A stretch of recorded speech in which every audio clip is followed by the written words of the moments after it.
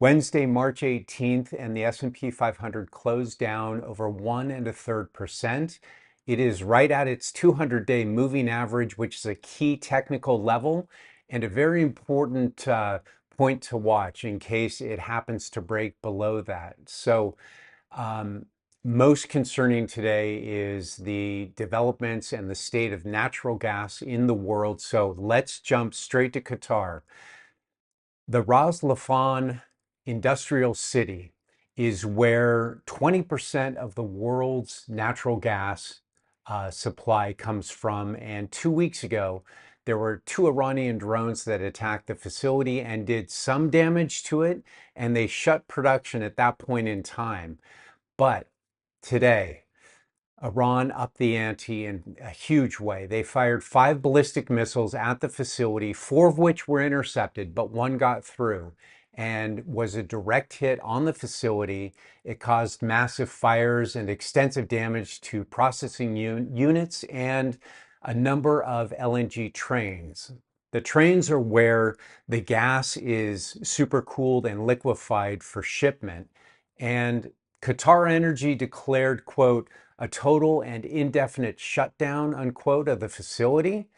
And the thing about the liquefied natural gas facilities is that the longer they're shut down, the longer they take to restart. The reason being is because these are very complex facilities that are super cooled at negative 260 degrees Fahrenheit. And the equipment is designed to operate at those super low temperatures. So when you shut it down and all of that equipment starts coming up to ambient temperature, you get all sorts of problems, cracks with expanding metals and gaskets and all sorts of leaks. So it's a really serious, very serious for a facility like that. And even the gas fields, the reservoirs where they pump the gas from, those are under tremendous pressure. And when they're not being pumped, that pressure buildup can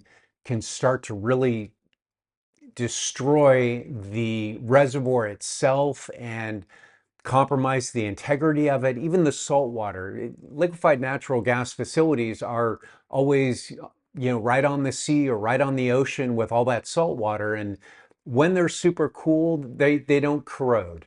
But when they come up again, up to temperature, then that saltwater intrusion can do all the things that it does to our cars and homes and everything else that sits next to salt water. So the rule of thumb is that for every month one of these facilities is closed, it takes a month to restart it. So if it's closed for 6 months, it will take 6 months just to get it back down to temperature and get all the trains in order, um, pumping again and cleared out and all that kind of stuff. But the extra concern here is the damage from the missiles, okay? This equipment is all custom made, from the cryogenic pumps and valves to the heat exchangers. That equipment can take anywhere from 6 months to 2 years to make. And then you have to ship that over, then you have to restart the facility. So this is a huge deal. Again, 20% of the world's liquefied natural gas supply. And this all started when Israel escalated it by bombing the gas field in Iran called the South Pars field, which is the largest gas field in the world. And 80% of Iranian energy comes from natural gas. So it really is hitting home. So Iran retaliated with those 5 ballistic missiles. Donald Trump said that if Iran continues, that he himself would, quote, blow up the entirety of the gas field, unquote, at South Pars. And then Saudi Arabia's foreign minister said, quote, what little trust there was before has been completely shattered, unquote. So to me, this is a huge escalation. And like we talked about in the last episode or the one before that, this is so much more than gas and energy. It affects there's a possibility of an increase in inflation directly from this. There's a possibility of decreased growth because of this. And there's also an increase of a worldwide recession due to all of the effects from this. And so I'm not being hyperbolic. I'm just being realistic about the ripple effects that this can cause. So let's jump to the other noteworthy event of the day, and that was the Federal Reserve meeting. And the Fed Chairman Jerome Powell, after the Fed held interest rates where they were, which was fully expected by the market, during the press conference, Jerome Powell said something very significant, which was, quote, oh, in regards to the Department of Justice investigation that Trump has ordered into the chairman himself, Chair Powell said, quote, I have no intention of leaving the board until the investigation is well and truly over with transparency and finality, unquote. As a reminder, after he's done with his chairmanship in May, he still has the option to stay on the Board of Governors until 2028. And so by him saying that he is not going to leave until Trump backs down, look, he's been the chairman of the Federal Reserve for 8 years. His opinion matters, and he affects the votes of the other voting members. So if he stays, this could be a very hawkish counterbalance to Kevin Warsh's nominee, who would be the new Fed chair, who is seen as very dovish. And so this completely changes the thoughts of what the market was thinking in terms of where we're heading through the end of 2026. Just on the news itself, the 10-year Treasury skyrocketed, which doesn't seem like a lot, but for the 10-year Treasury, it's huge. It went up over 1% immediately on that news, which is a massive move.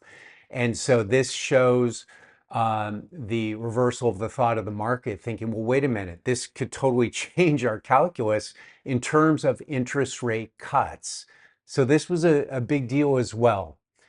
So the most important thing about that is that we, as market participants, we have to insist on a free and independent Federal Reserve. It is most important to us, to you and to me, and to our investments and to our trades. And so this is a positive.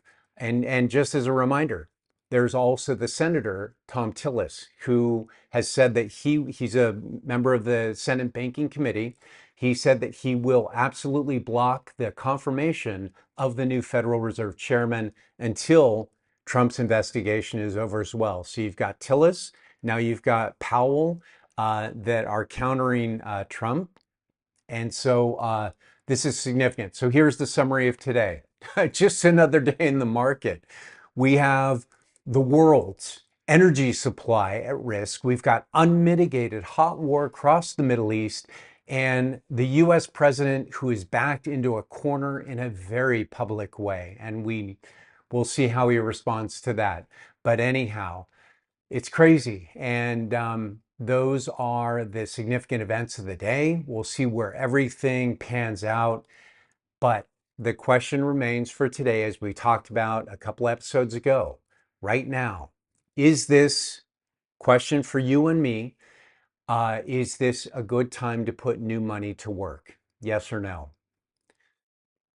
A question we must all answer for ourselves. And I thank you guys as always. I'll be back in touch soon. Have a good one.